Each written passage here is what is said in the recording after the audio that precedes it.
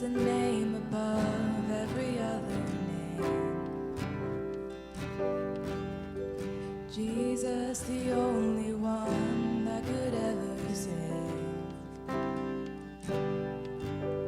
Worthy of every breath we could ever breathe. We live for you. We live for you.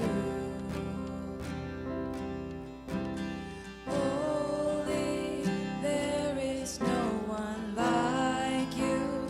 There is none beside you. Open up my eyes in wonder. Show me who you are and fill me with your heart and lead me in your love to those around me. Worthy of every song we could ever sing. Worthy of all the praise we could ever bring. Worthy of every breath we could ever breathe. We live for you.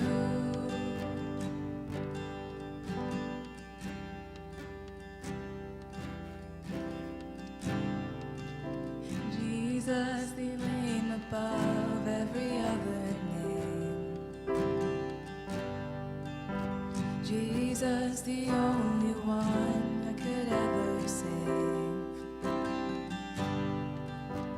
Worthy of every breath we could ever breathe. We live for you. Oh, we live for you. Holy, there is no one like you. There is none beside you. Oh,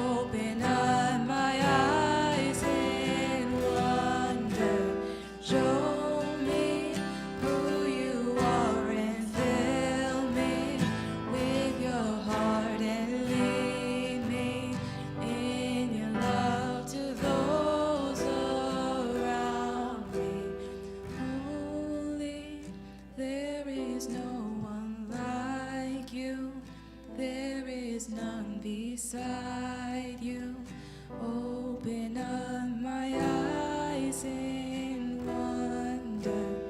Show me who you are and fill me with your heart and lead me in your love to those around me.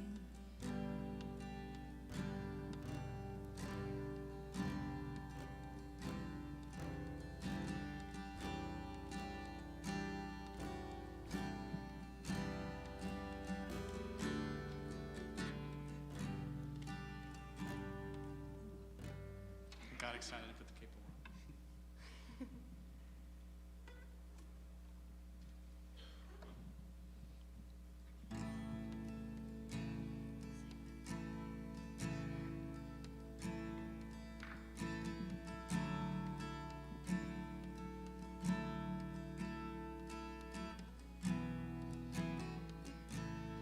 Jesus, Jesus, precious Lord, none on the earth or heavens above that I have found more beautiful. You are my treasure, my great reward.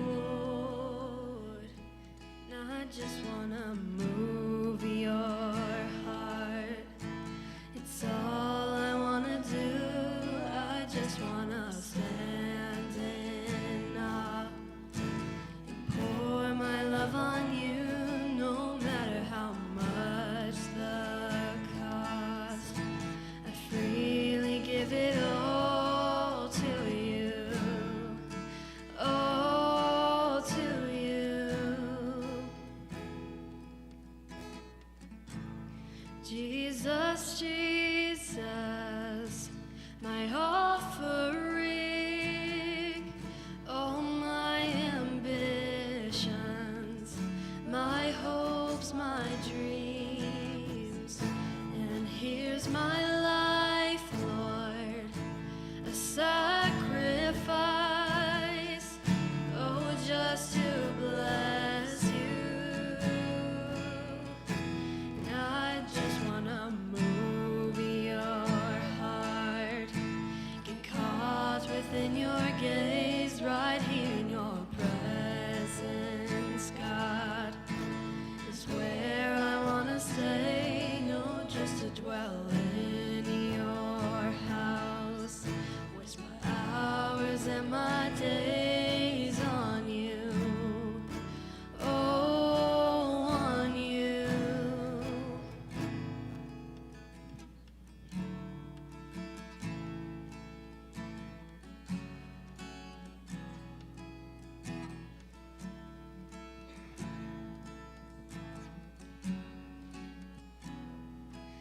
Is it a fragrance?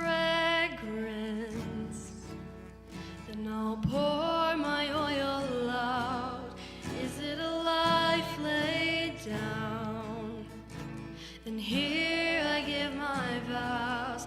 Is it a song I sing? Then here's every melody. Just tell me what moves you. You tell me what moves you. Is it a fragrance?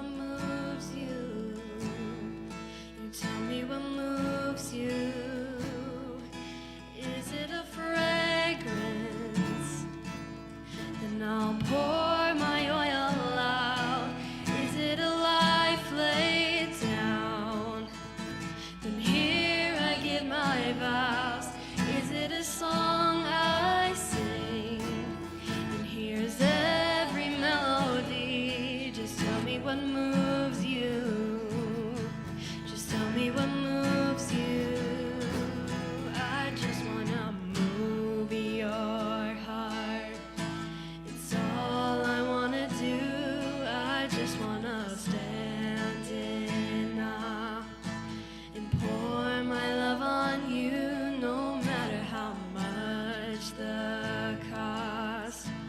I freely give it all to you, all to you.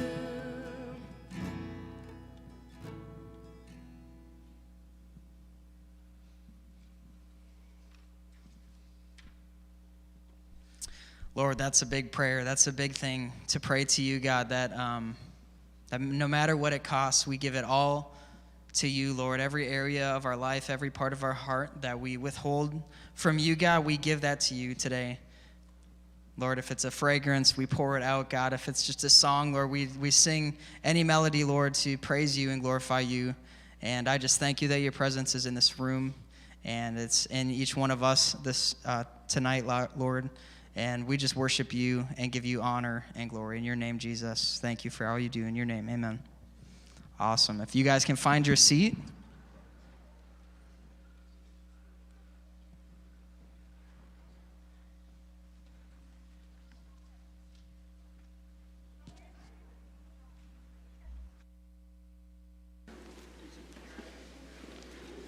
Is this all right to have up here? Yeah. Okay.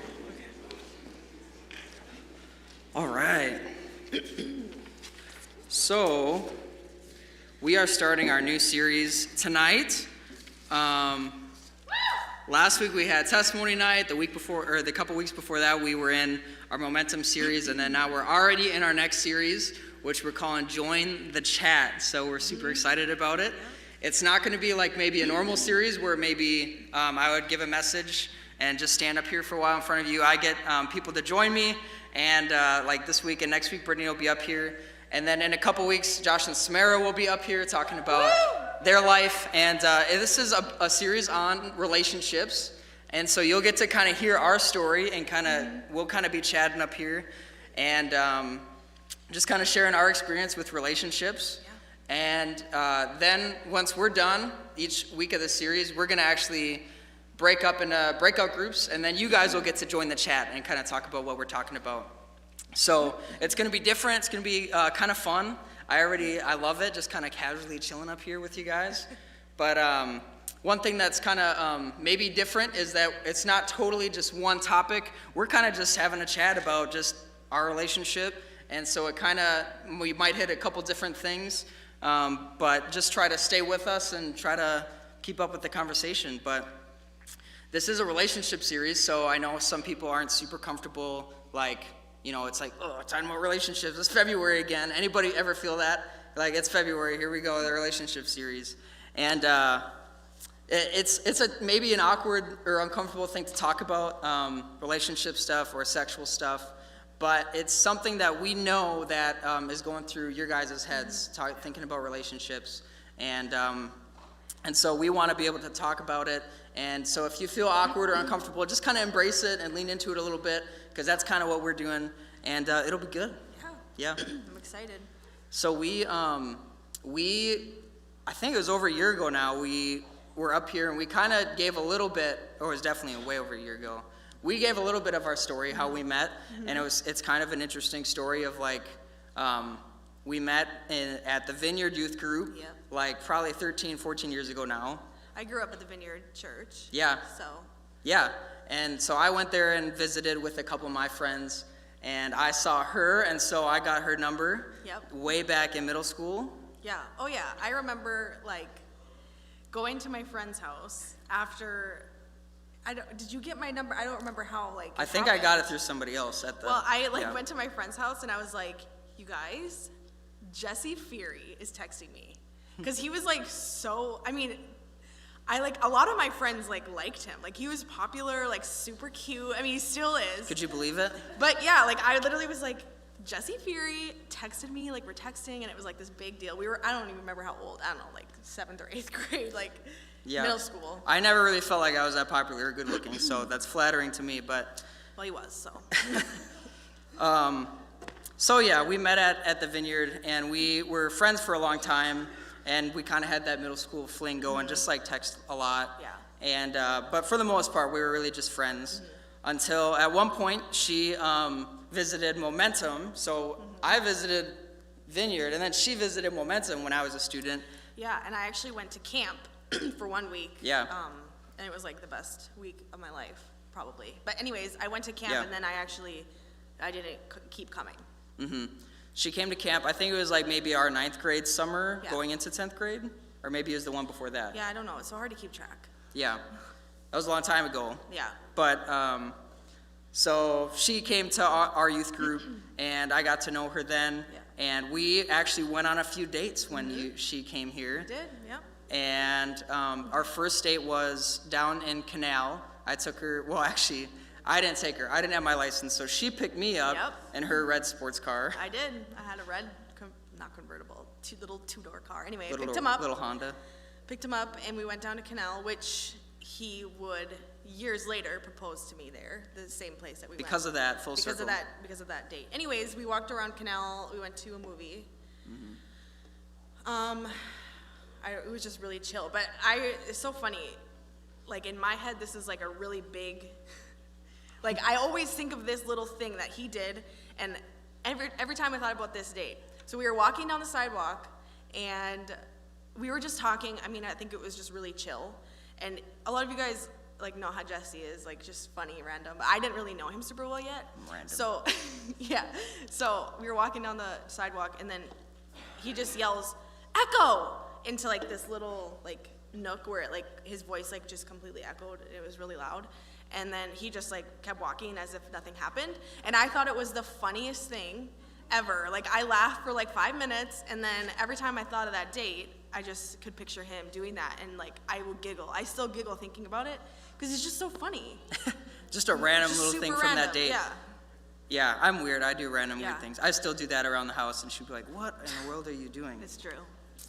But that stuff makes a relationship fun. Yeah. And then we went on a second date then, and it was like a double date. And then after that, we kind of stopped talking, and Brittany a little bit ghosted me. So, you know, a little bit. I mean, a little bit. A little bit, yeah. But, I was young. I was so young. I didn't know.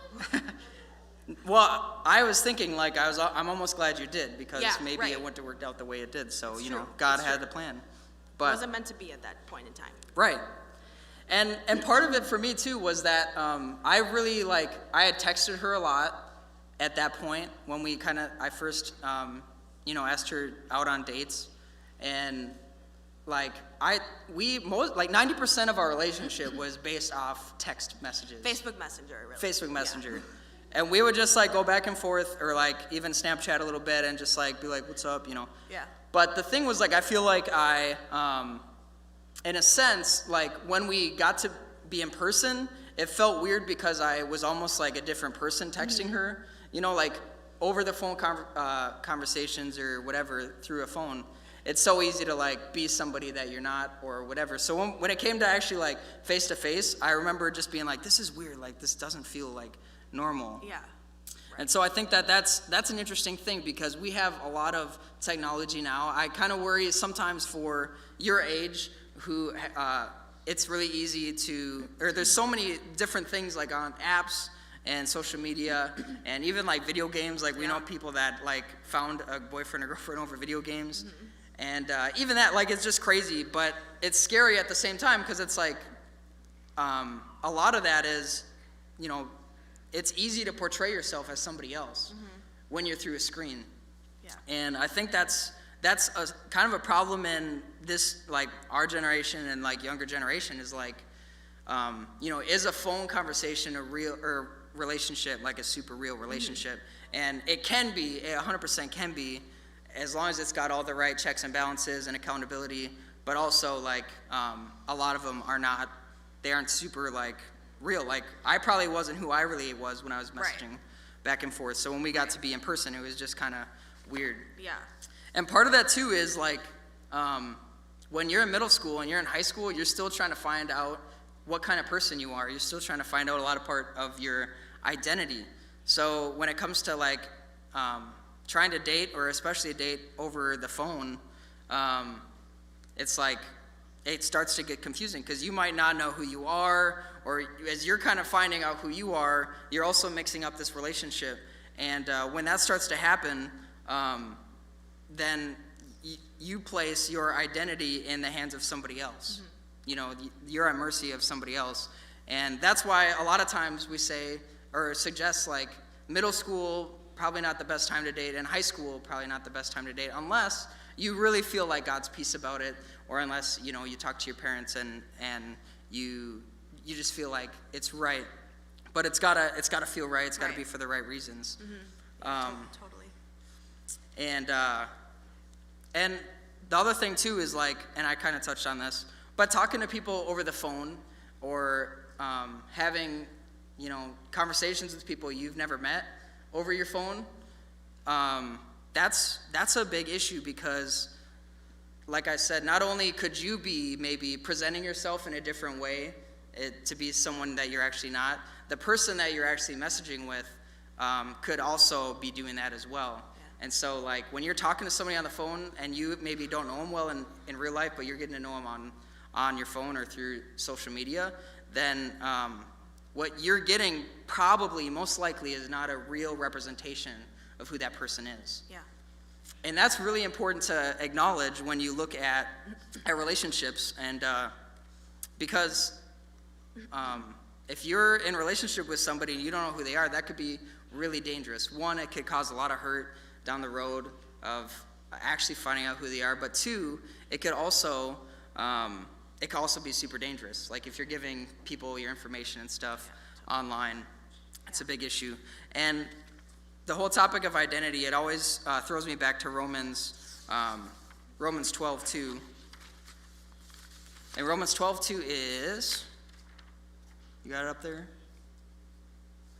It's, do not conform to the pattern of this world, but be transformed by the renewing of our mind. So when we're talking about having relationships at a young age, we're talking about, will you be conforming to what you think the person wants you to be? Does that make sense? Mm-hmm. Or will you be transformed by the renewing of your mind? Because for me, early on in relationships, I felt like, looking back now, I feel like I was conforming more to the image of what they wanted me to be and not as much what Jesus wanted me to be. Mm-hmm. Does that make sense? Yeah. So that's why that verse is so important. I mean, it's important for so many areas of our life. But to really, like, at your age, we are really, just as humans, like, we're really moldable. Even like an adult who has a super, like, strong identity, strong, faith in God and strong foundation, even that adult is moldable by things around them. And so for your age, middle school and high school, that's a huge age where you might not realize it, but the things around you mold you and they start making you who you are. And so when it comes to relationships, we want to remain transformed by Jesus and not by the relationship we're in, or not by the people that we're trying to impress. Yeah.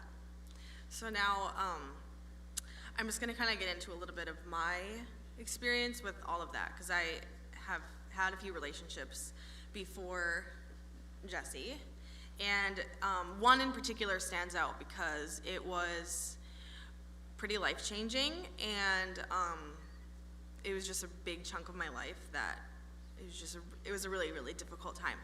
So some people might know the story, but I dated this guy after, it was like sometime after Jesse and I first talked when we were like really young. So I met with this guy. I kind of was like interested in kind of like, I was kind of seeking attention almost, like I knew that I just wanted some attention from guys. And I met with this one guy, we went out to eat, and he totally gave it to me. He was so just smooth talking, very easy to talk to, like we just kind of connected. And I'm not gonna say his name, but I do actually have a nickname for him. And it is Mort, short for Voldemort, because what he did to me was terrible. And I literally couldn't bring myself to say his name, so I called him Mort, and it kind of stuck. Yeah. So, well, when we started dating, you would always refer to Mort, and it always took me a second. Yeah. Mort, Voldemort? Yeah, yeah. So Mort. Yeah. And so this ended up being like a 2.5-ish long relationship that I had. I think I was like 17 or 18 when it started. And we dated for like a year, and then he decided to join the Marines. So he like moved out, and he moved and did basic training, and he did all of these things. And I thought this was really a serious relationship. I thought that this was going to be the person I was going to spend the rest of my life with. And I just loved this guy. And if you didn't know me then, I was really shy and just kind of vulnerable. So I just kind of like fell for like the tricks. And there was a lot of red flags. And I just want to encourage all of you to trust those red flags. Now I'm going to get into some of those. So one of the first things that I noticed was that he would kind of ignore me for like 3 or 4 days and like totally not talk to me. And this was like when he was living it out doing his military stuff. And I would just kind of like wait, and then he would get back to me and then kind of make me feel like bad, like make it be on me, like, oh, I should have trusted him more, I should have not like jumped to conclusions. And there was a time in the beginning of our relationship where I went to the mall with a friend and I saw him there, but he was with another girl. And I confronted him about it. I was pretty upset.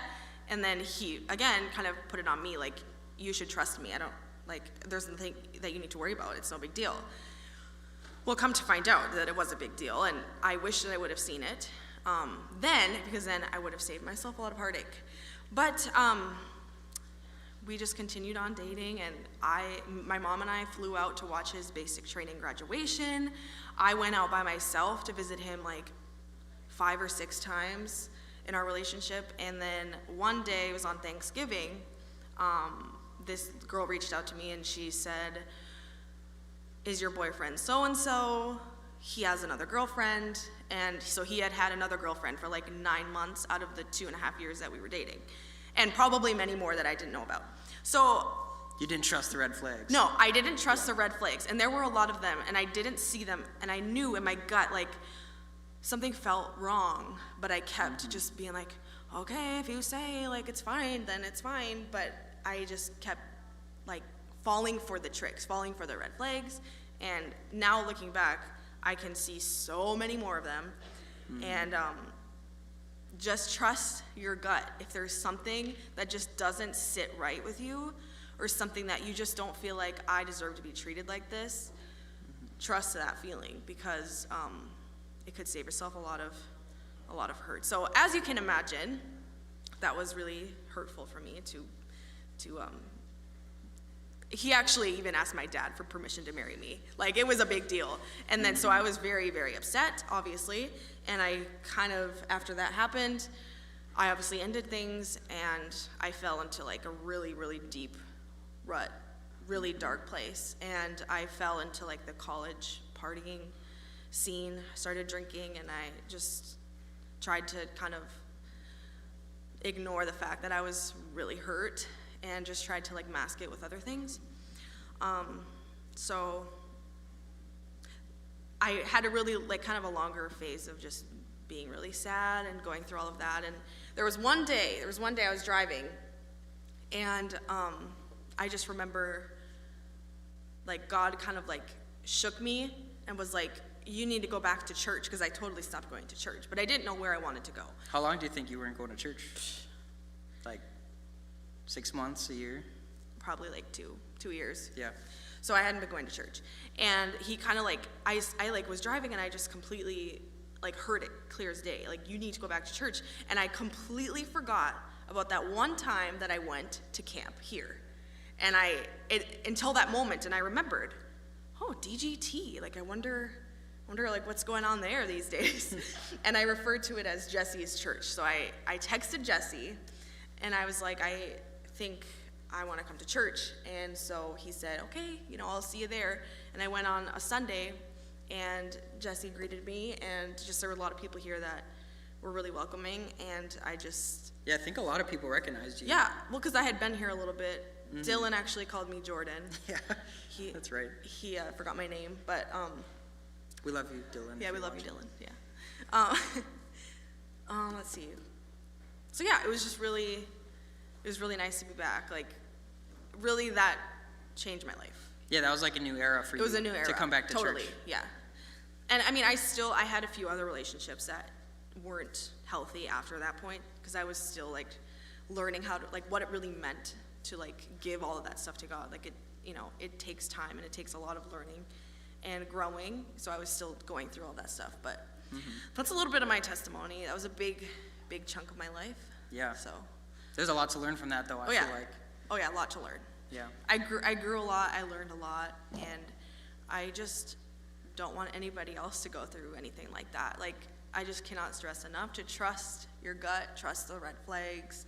And I know that it's hard because in the moment you are in love and you want so bad and you have a glimmer of hope that it'll work.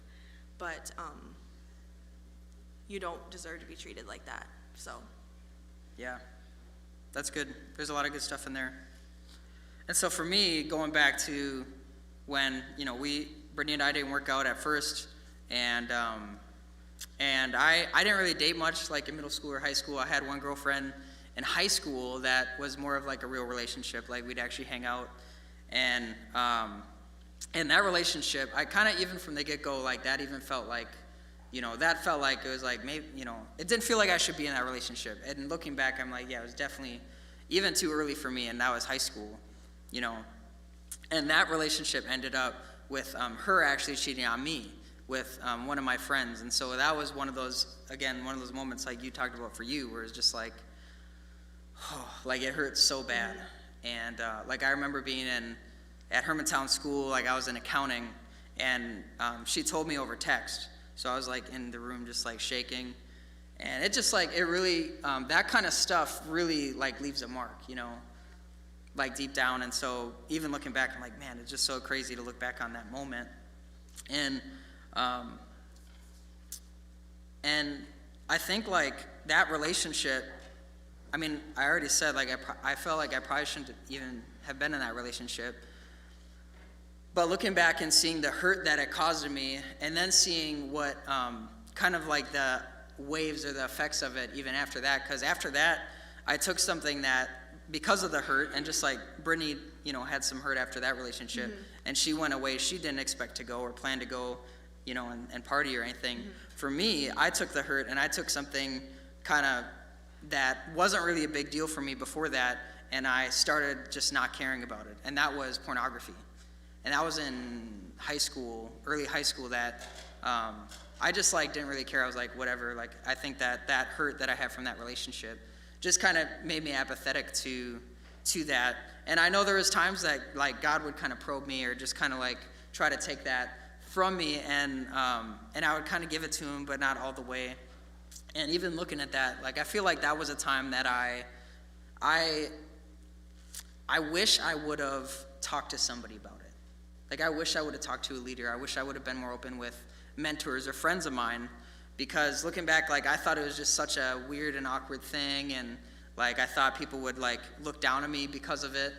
And looking back, I know that maybe it's weird for a second to bring it up to a leader or something, but I know now, like, it wouldn't be as weird as I thought it would be.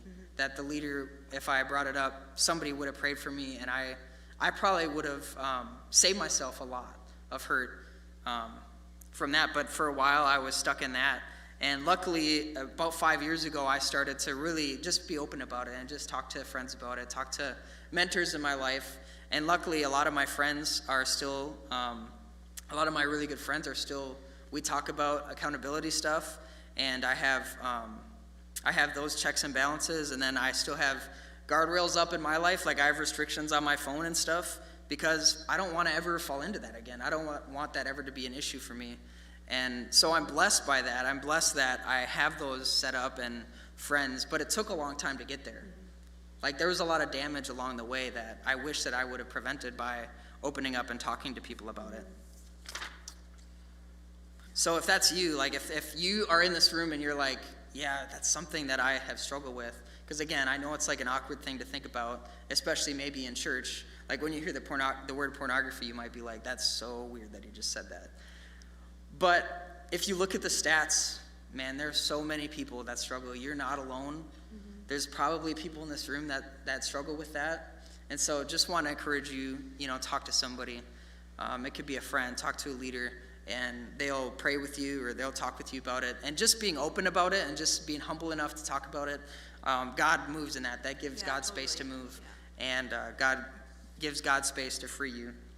And just real quick, before we kind of transition into small group time, there's just a couple of studies that have been done on pornography.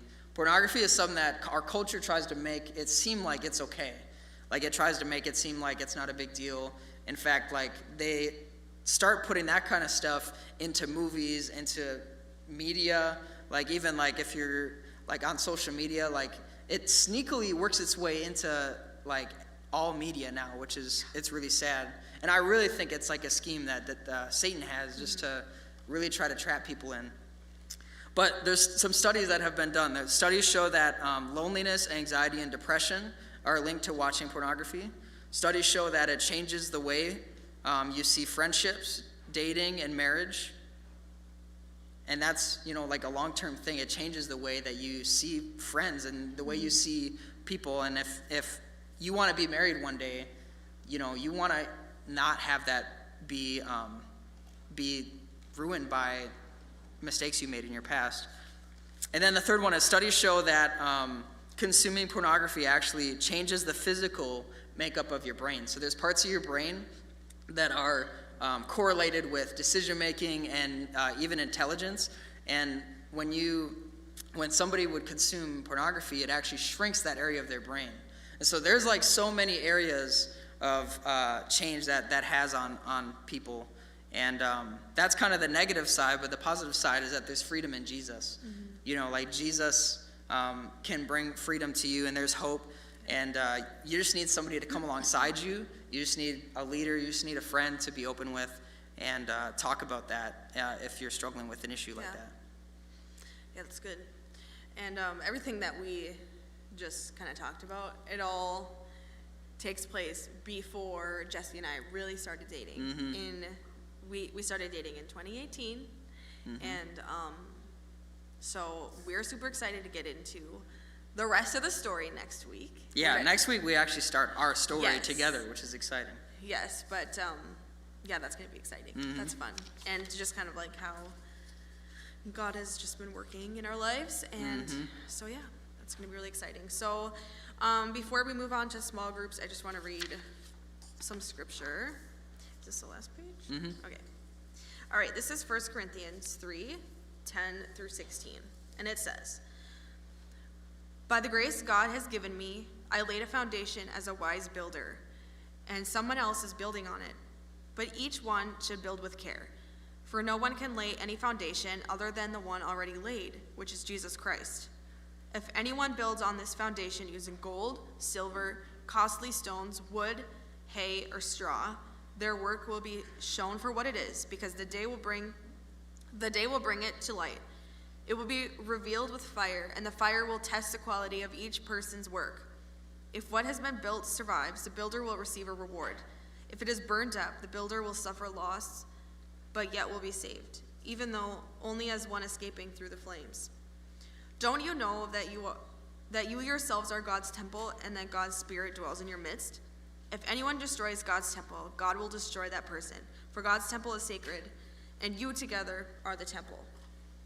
So we need to remember that our bodies are not ours. Our minds aren't ours. Our hearts aren't ours. So as a way to worship God, we should really honor him with using our body, our minds, our hearts in a way that glorifies him. Our relationships. And because we belong to God, we belong to God. We are God's. He created us. He has plans for us. And so all of that, we belong to God. And so it's important that we let Jesus be our foundation, not just for your family, not just for church, not just for schoolwork, but in every area, and that includes relationships, that we would build our foundation for relationships on Jesus and what he wants for us. Do you have something? And I was just going to say, what a difference that makes. Yeah, we'll talk about that next week too. Yeah, so get excited. Yeah. And so we're going to go into small groups. We're going to talk about this a little bit. And again, I know it might be weird to talk about some of this stuff. The question, like, it's not too pervasive or anything like that. So just be open to talking about it. But if you go to the next slide, there is the how we're splitting up the breakout groups. So we're splitting it up instead of middle school, high school. We're changing it up a little bit, and we're skipping grades. So for girls, on this side, it's 7th, 9th, and 11th grade. On this side, it is 8th, 10th, and 12th grade. And then guys, on over by the chairs, it's 8th, 10th, and 12th grade. And on that side, it's 7th, 9th, and 11th grade. Does that make sense? You guys know where you're going? Okay, cool. If you're a leader, there are questions and stuff up here if you want to grab them. Or otherwise, you could go off your phone. But yeah, have fun, guys.